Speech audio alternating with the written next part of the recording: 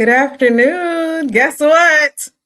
I'm back. Good afternoon. Welcome to an episode, the first of many in a while, of the Collaboration Culture podcast.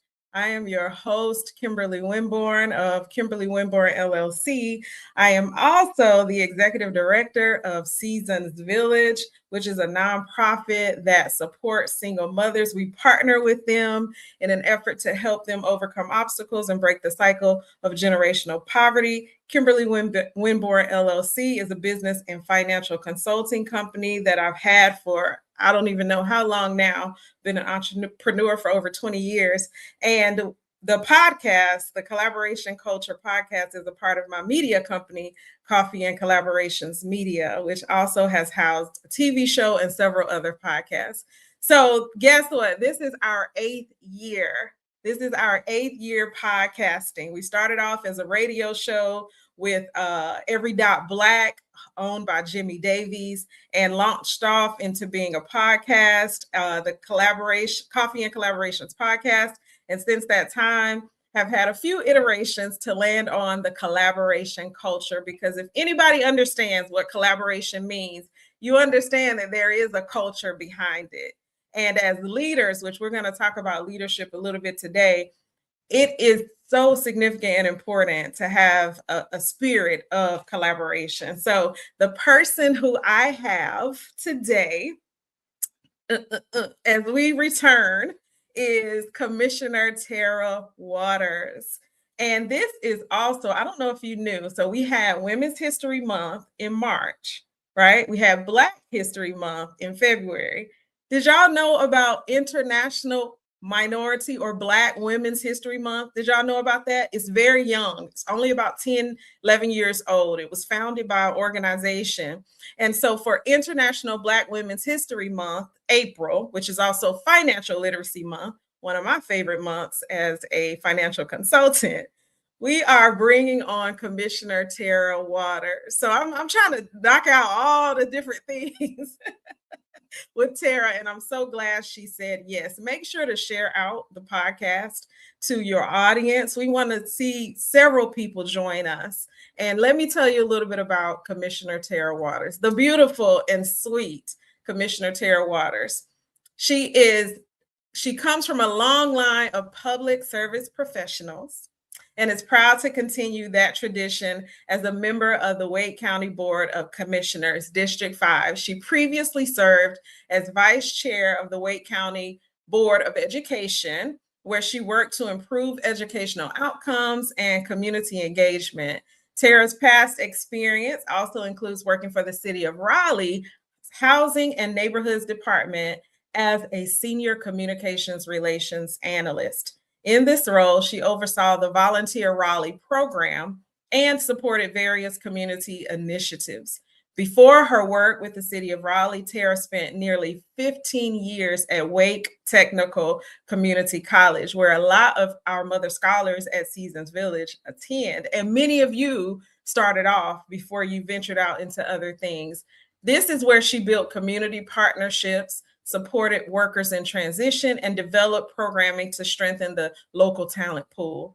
She has also served on the Mayor's Committee for Persons with Disabilities for more than 3 years and supervised internships for students on the autism spectrum through UNC Teach, and that's TEACCH. So this is a person, as we can hear from her bio, who has a heart for service, who is a leader, who has a heart for the people, and we are excited to have her join us today. So let's welcome Commissioner Tara Waters. Thank you so much. You're welcome. How are you?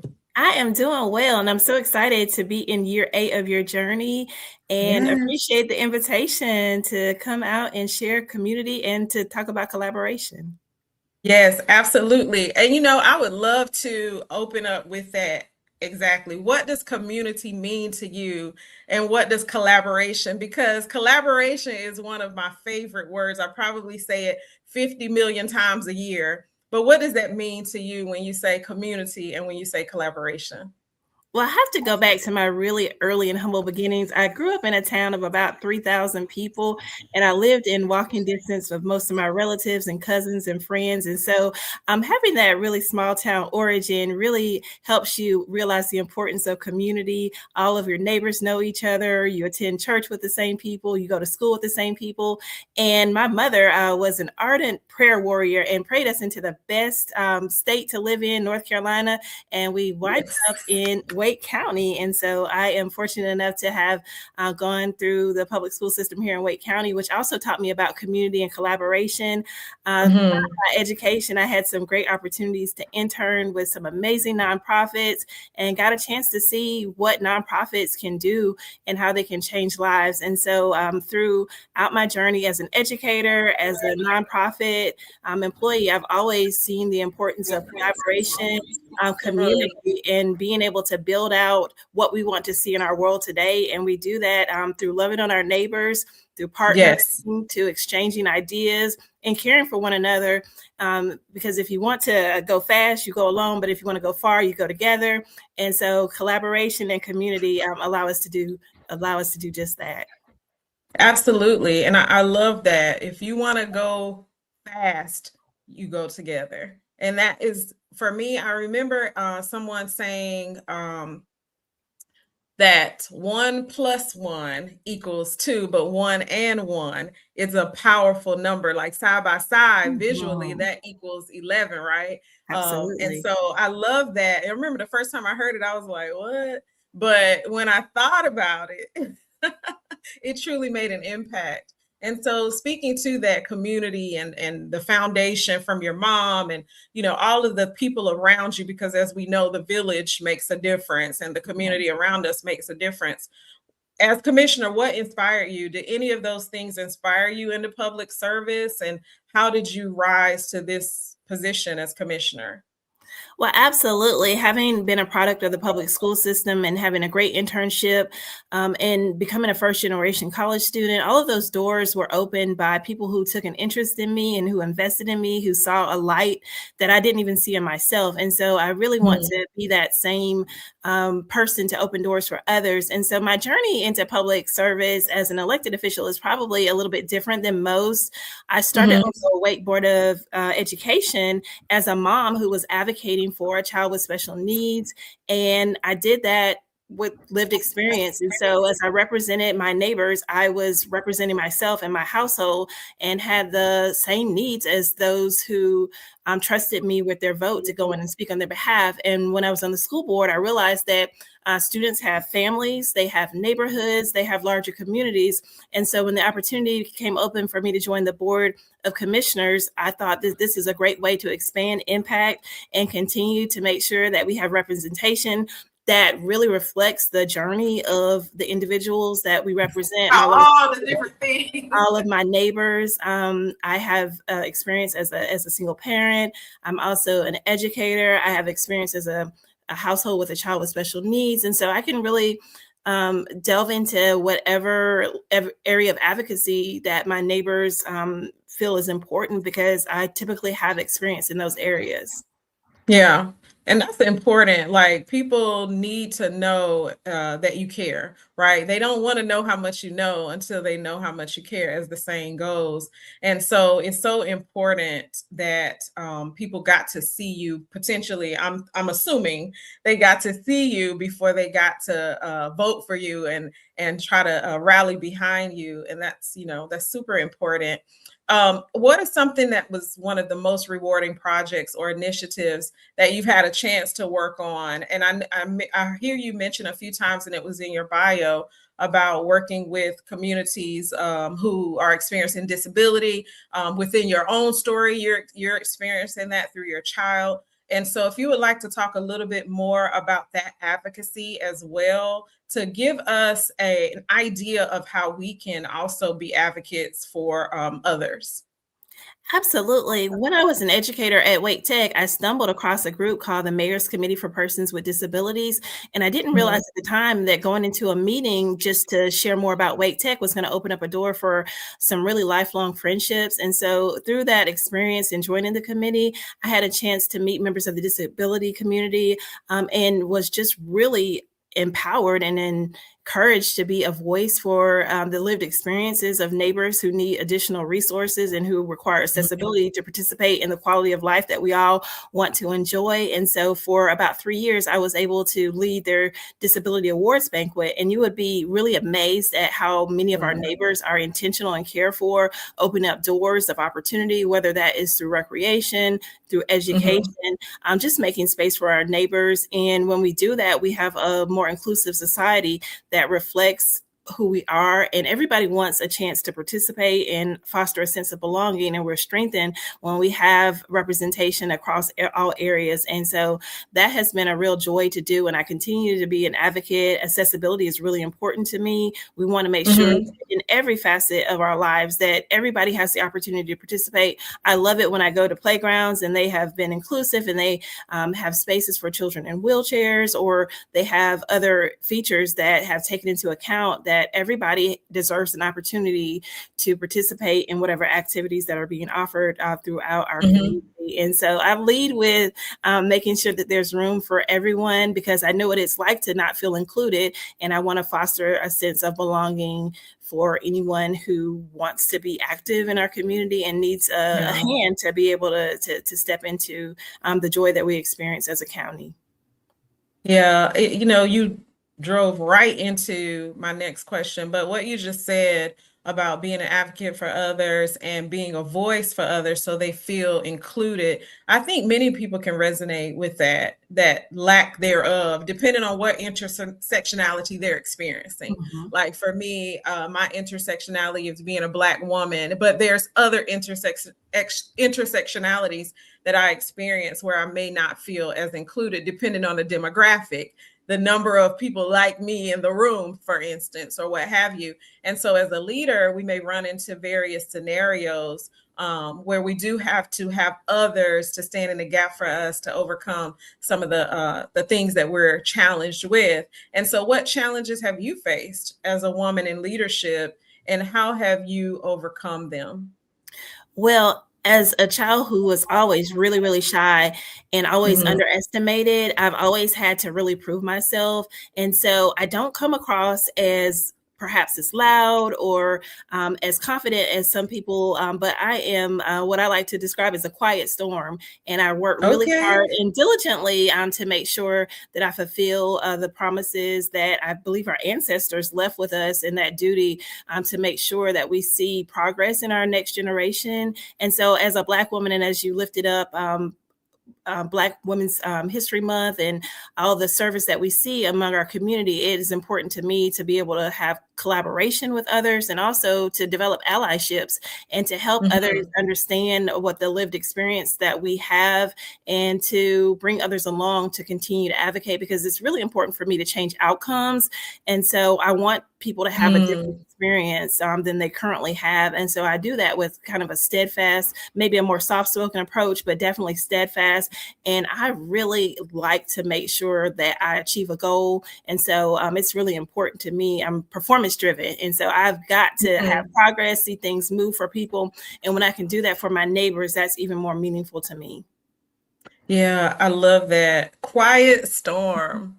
Y'all don't know what y'all about to get. No, I love that really because really because sometimes in a room, people look at the person who is the loudest and think that they're the leader or the person to lean on, while it's that quiet storm that's observing, that's discerning, that's watching and paying attention that comes up with the best outcomes and results. So I really do love that. And I'm glad that you're aware of who you are so you can remain in a posture of power and continue to build that. And so I know that you have a boisterous career. You're doing a lot. You're in leadership in various spaces, and you're a mother. uh, I understand working with women that I work with, being a single mother myself. and being raised by a single mother, balancing all the things. And you never know how someone becomes a single mother. It could be a situation, in most cases, that you did not plan, you did not see coming, such as divorce. In my case, I got divorced, right? And so, how do you balance all of that, the demanding responsibilities of your job, the other leadership positions, and being a single mother, and even the projection of the perspective that people have when it comes to who you are and how you should be and all of that. So how do you balance that? Well, that's a great question. I have to say it's definitely a faith walk, and I have received a lot of grace from God. Has graced me to be able to have a strong support network. I have amazing parents who are really active in the lives of my children, and then I also have had a really great career. I've worked mostly in the public sector and have been able to enjoy being able to pour into others, and then also to develop myself professionally. And then I have great children. They are really wonderful boys, and they really encourage me to keep going on days when I'm tired. They're my why. And I think it's important for women to know that you have what it takes to be successful, and success looks different for different people. And your success is your own journey and how you define it. And in all areas of our lives, we all have areas where we wish we were doing more, and we wish we were doing, or things were different. But use what you have to create your story, and I guarantee you're inspiring someone. And the things that you are thinking are shortfalls or shortcomings, most people don't even notice those things. And so just keep God first, and keep encouraging yourself, and knowing that you're making a difference in the lives of your community is really important. Yes, I love that advice. I love that advice. I had to put you on big screen so we can make sure that people see your beautiful face to get that wisdom. You talked about faith, and so I want to insert this question. How comfortable are you with being able to share your faith in spaces where it may not, people may be saying, oh, separation of church and state, all these different things. How important is it for you to shine a light, to represent your faith in everywhere you go? I think we can demonstrate our faith in showing the fruit that shows who we are. And, kindness is definitely a fruit of the spirit, and gentleness.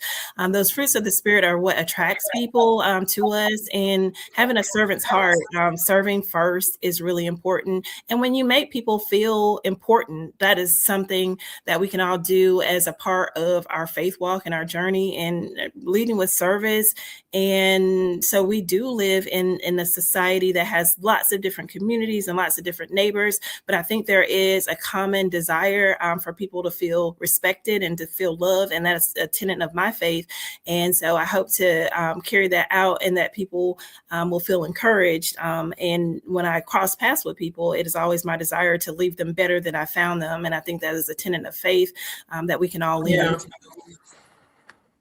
Yeah, I love that when you cross people's paths, you want to leave them better than you found them. And so that's an awareness of a profound impact that you could possibly have on others. And so carrying that responsibility, is that something that's a burden on you, or is it something that it helps you to operate in your purpose?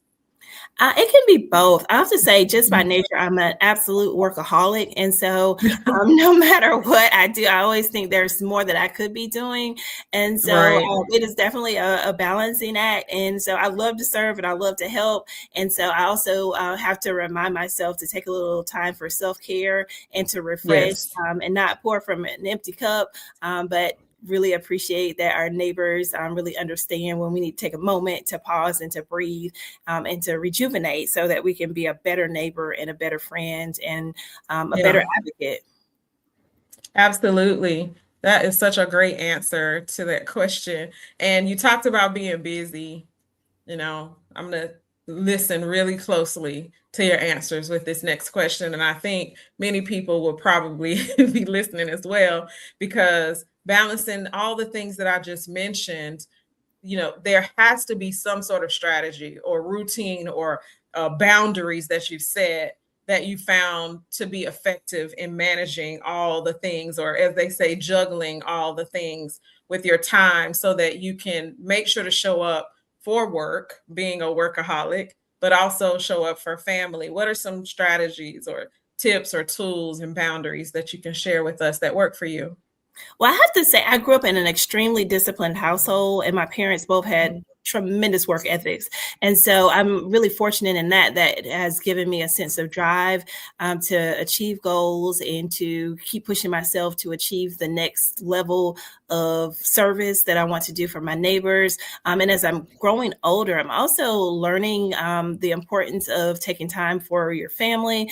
I heard someone on the radio say that they didn't want to be a public success and a private failure. And that really hit me really hard. And so I wanted to make sure that I balance what I do in community also with what I do at home. And so I've been really intentional to make sure that I'm present for my boys. I have a huge age gap. I have a 16-year-old and I also have a first grader. And so Oh, wow. to be able to be active in both of their lives and participate in things like last Friday, I was on a field trip with my younger child. And I also have been out at community events. And so I really try to balance doing community, family, and then taking a little time for self-care. Self-care probably is the one that tends to fall off the most, but it gives me a lot of joy to interact with neighbors and for people to feel seen and heard, because I know what it's like to feel invisible. And so when I can give someone a chance to feel like they've been seen and they've been heard and that someone feels their pain and their journey, that fuels me to keep going. That's wonderful. Yeah, that is a big gap. Oh, what is that? 10 years? Almost. 10 years? Yeah. Almost. Yeah. So being a mother, does that impact or influence your perspective in your role as commissioner or in any other things that I know you mentioned the disabilities and advocacy. How does that show up in any way? Absolutely. I got into public service or in an elected office as a mom advocating for a child. So that has been a huge part of my journey. And having my boys, they challenge me. They tell me when I'm doing good. They cheer me on.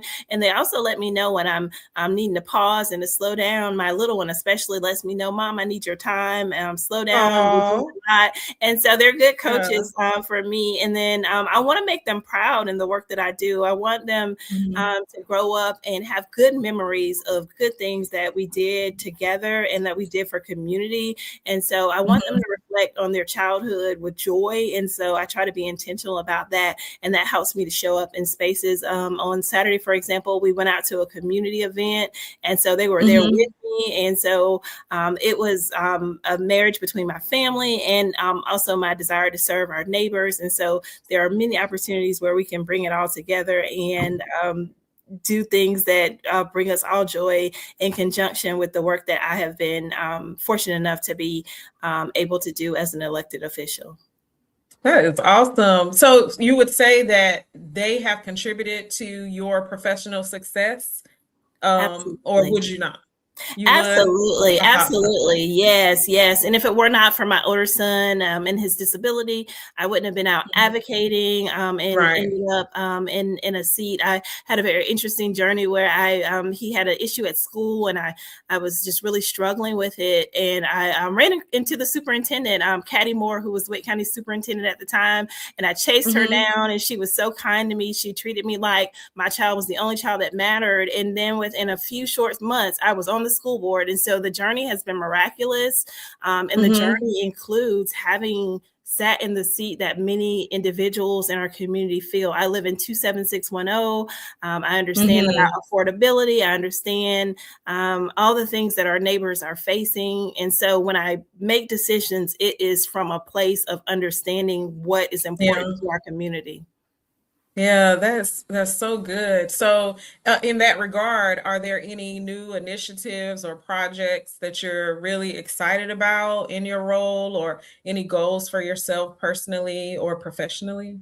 Probably the most exciting thing since I've served on the Board of Commissioners is the library bond. And we did quite a bit of advocacy to ensure that we got funding for a new library in Southeast Raleigh. And so we were able to secure funding. It was one of the last trust projects added to the bond list, and one of the first to purchase its land. And so that increases access to books for individuals, for children, for communities. And so I think access to library services is a real game changer for our neighbors. And so I'm really proud of that. And for the first time, I am chairing the Affordable Housing Committee for the county. And so, yay. Last week, I had a chance to go to a ribbon cutting at Birch and Branch, which is a new affordable housing community in 27610, and had a chance to see affordable housing right before my eyes, and to be able to welcome new neighbors. Those are things that I don't take for granted. And I really appreciate the trust that the voters have given to me to be able to do this work. That is awesome. Well, congratulations, Tara. That is so wonderful. Like all the things that you're doing. And I mean, for me, it's an inspiration. Is that a goal of yours? Like if it is, how do you hope to inspire or support other women? We're talking about International Black Women's History Month, but women in general across the globe, potentially. How do you hope to inspire or support other women or single parents through your work? Well, first of all, I have to acknowledge all the great things that you're doing. I'm inspired by your range of talent and all that you do to invest in women. And so I hope to do the same. I have had a lot of women pour into me. I had a chance to thank my high school guidance counselor, Dr. Amelia Peebles, for helping me to get into college, to get scholarships. And she really opened so many doors for me, and so many women along the way have pushed me, and they've seen things in a really shy and quiet girl that I didn't see in myself. So if there's any opportunity for me to open a door for another woman, another girl, to encourage another woman or another girl, that is really something that is heavy on my heart and I don't take for granted. And I'm hoping to even continue to grow myself and then pour into others as well. Yeah. And to that pouring, we talk heavily about being a mother, being a single mother. And I want to, because I wouldn't be, I don't think, a good executive director or even advocate for single mothers or women if I didn't ask you this question. What advice would you give to other single parents who are feeling like they can't advance? They can't do this, they can't do that, but there's possibility out there for them to be able to advance further, whether it's personally, careers, or in whatever way. What advice would you give? Celebrate the small wins. So success is very different for everyone. And so take small steps towards your goals, no matter what that goal may be, whether it is furthering your education, whether it is advancing in your career, whether it is changing careers. Celebrate the wins, celebrate getting your children up and out of the door on time, celebrate your successes at work, celebrate the wins that you do, because you're doing really amazing work. Particularly as a single parent, you're typically doing the job of two people and holding a lot of things together. And so that is worth celebrating. And so just be patient with yourself and know that you have what it takes to be successful, because I was at a place where I did not see myself being on the board of education. I had never dreamt that. I was, as I said, chasing down the superintendent, advocating for my child, and never in a million years thought I would end up on the school board. And Superintendent Moore and I talked about our chance encounter and my journey to the school board. So you never know what door might open for you. You could be really in a wilderness today, and then you could be in the promised land tomorrow. So hold on to your faith and don't leave the dock before your ship comes in, because sometimes it's just coming across the water. And so be patient with yourself and find ways to celebrate and find joy in your children particularly. Yeah. Oh, I love that. I got chills on the end there because I just feel like somebody that really will resonate with. And so we have come to our time, and this conversation could go on because I'm filled with questions always, and I love being in your presence. But I want to, I guess, open up for you to be able to share any final words that you would like to share. And in that, if you could share anything that you know of as far as resources or support systems recommended for other single mothers, or even someone, we have some moms here, Tara, who are interested in politics. And they're like, what do I do? And so any sort of final words or advice, whether it's for a mom or just any person who is looking to advance forward in their career. Absolutely. I would say there is so much that you can do in this world. We are fortunate to live in a society that affords opportunities for us to excel. And I'm just an example of it, in being able to be elected by my neighbors to represent them. And so there are so many ways that you can contribute to your community. And then also I make myself available as a resource to come out and to speak. And one of the great resources that exists in our community is something called the Community Cares Collaborative.